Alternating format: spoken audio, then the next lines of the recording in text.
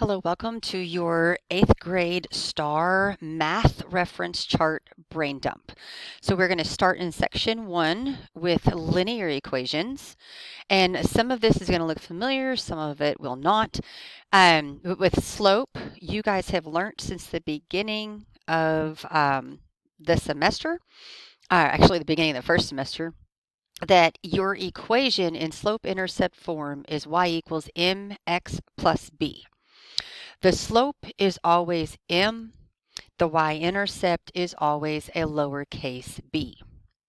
Now over here on your actual equation, I do want you to write slope above the m and y dash int above your b. This is just to help you to remember which is which is the y-intercept, which is the slope. The slope is the steepness of a line, and the b is the y-intercept, which is where it crosses the y-axis.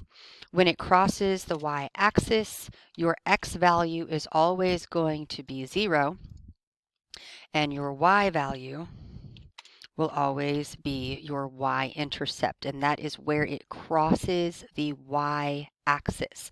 So you need to write both of these on your brain dump paper, please. Now on to the second area. Direct variation is represented with the letter K. To find K, you're going to take your Y value and divide it by your X value. After you find what K equals, you can then plug that into the equation Y equals KX, replace the K with your number that you get from doing your division, and then you have your equation to finish solving the problem. Now, when you have two linear equations, y equals mx plus b, they're going to create two lines on your star chart. Or I'm sorry, two lines on the coordinate grid.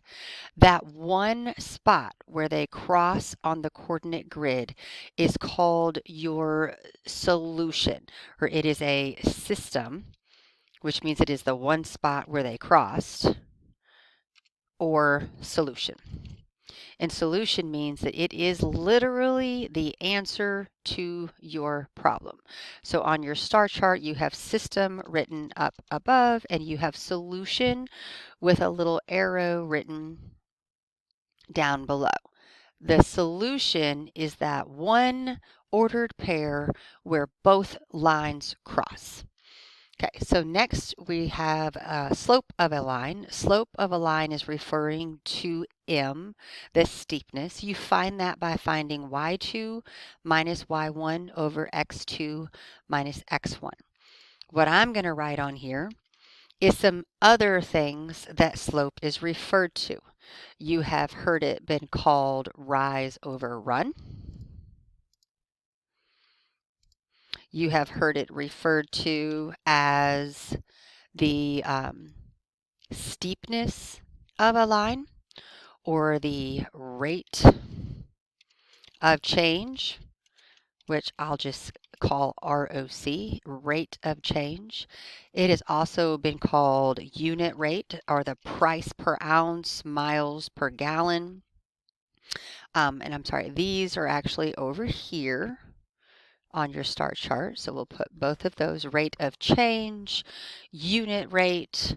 And finally, the last thing that you may or may not see is called the change in Y over the change in X. So let me move that a little bit, a little bit closer to where you're going to see it. So you can have the change in Y over your change in X. Okay, so clean that up for you. The triangle refers to the change. The y2 subtract y1 is what your triangle represents, and you'll see that more in algebra. So we are done in box 1. Please let me know if you have any questions. Now let's move over to box 2, section 2 with circumference. When you are finding circumference, I need you to remember that the radius is always the diameter divided by 2. Your radius is half the distance across your circle. So if you go to the very middle of your circle and you draw a line out, that is going to represent your radius. You have a little arrow drawing from there. So from your arrow out to your radius. The R is always your radius. The D is always your diameter. So if you do have a circle, and it gives you the distance all the way across, you are always referring to the diameter. That's the distance all the way across your circle. That's all we have in that area for your brain dump. Let's move on to area. Area is represented with a capital B, so that'll go at the beginning of this section. And I also want you to identify that when finding the area of a triangle, you can also multiply your base times your height and then divide all of that by 2. So you can also do what the formula says and multiply by 1/2, or you can multiply area of the base and then divide that by 2. All right, and that is pretty much all we have in this area. If you have any questions about any of the other formulas in here, but the main point for this brain dump section for area is that you identify that the big B in the formulas at the bottom of your notes are from this section. It is the area of that base. Now let's focus on the bottom half of the first page. Okay, we're going to start with surface area. Again, when you have the big B, that means that we are referring to the area of the base. The area of the base changes shapes, but for the most part, it's either going to be a triangle or a square. Let me scroll down just a little so you can see that a little better. And another letter you're going to see quite often is a capital P, which refers to the perimeter of the base. Now, please remember that the perimeter means that you are adding all sides, while area means that you are going to be multiplying. When you see the word lateral, we are referring to the sides of that three-dimensional shape. Okay, and if the capital P refers to perimeter, that means that your little h is going to be the height, and in parentheses on your paper it's just HT of the prism. And that would refer from the bottom base to the top for its intended purpose. And that's also the same for this here. This is referring to the same height as you are up here. It is the bottom to the top. If you have any further questions about the brain dump in the surface area section, let me know. We're going to move down to volume. We just recently finished our volume formula, and when finding the area of the base, it is going to be pi times radius squared. Now, it doesn't matter if you're referring to the big B for a cylinder or the big B on a cone or pyramid. The volume for both of these is going to, or on a cone, is pi r squared.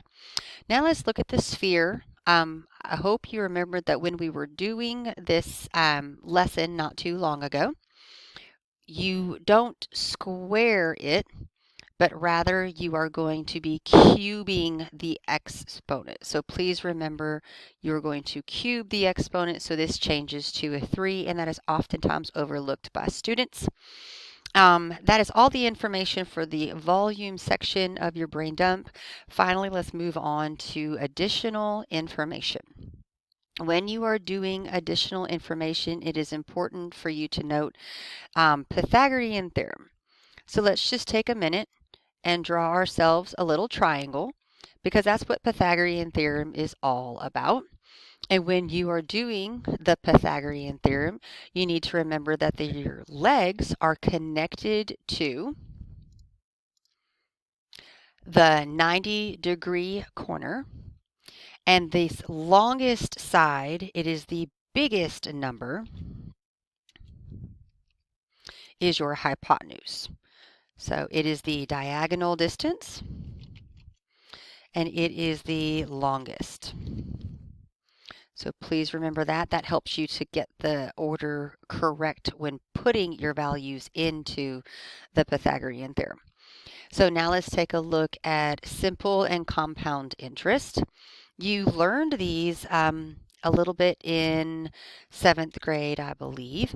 And when you're finding the interest, simple compound or simple interest formula is that the interest equals the capital P times your R times your T. So let's talk about what these mean. The I stands for your interest only. That is what the I stands for. The capital P is your principal, and that is the amount that you start the account with or the amount that the loan starts with. So we'll draw a little arrow to that. And then lastly, you have your rate, or I'm sorry, your T. T is time, and this is always in years. So it's important to note that it's always in years. If they give it to you in months, you need to divide by 12 to convert it to years. Another thing you're going to see on multiple questions and assessments for the rest of your schooling is that it's going to ask you for the total amount in the account. And when you have that, you want to take the principal that you started with in the account and then simply add the interest. So principal and interest added together will give you the A. Now let's talk about compound interest. The compound interest formula, when keyed properly into your calculator, will give you A. This gives you the total amount that's already in the account. So your A stands for the total amount that's already in the account. So I'll put that right next to that there, and it's similar but a little different from what's on your brain dump. And then again, I want you to note that time, the little t, is still referring to years. And then back to what I have written here where it says I equals A subtract P. If the formula gives you the total amount in the account, but the question asks you only for the interest, you're going to need to subtract those. And then finally, I think the last key that I want to leave with you is that when they give you the rate, this is typically given to you as a percent. You need to take the percent, move the decimal 2 places to the left to convert it to a decimal. This concludes the first page of your brain dump. Review it, watch it, practice it. I'll have blank copies in the classroom. Just ask me anytime you need a new one. Thank you. Bye-bye.